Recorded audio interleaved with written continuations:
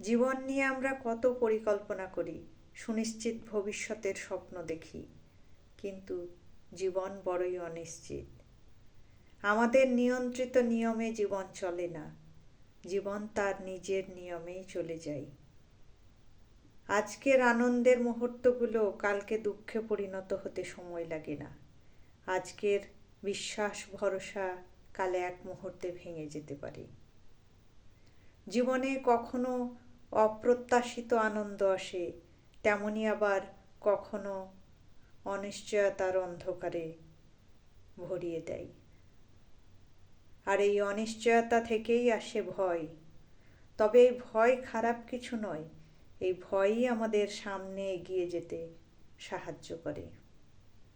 জীবন যদি সুনিশ্চিত হতো, তাহলে জীবনের গতি থেমে যেত।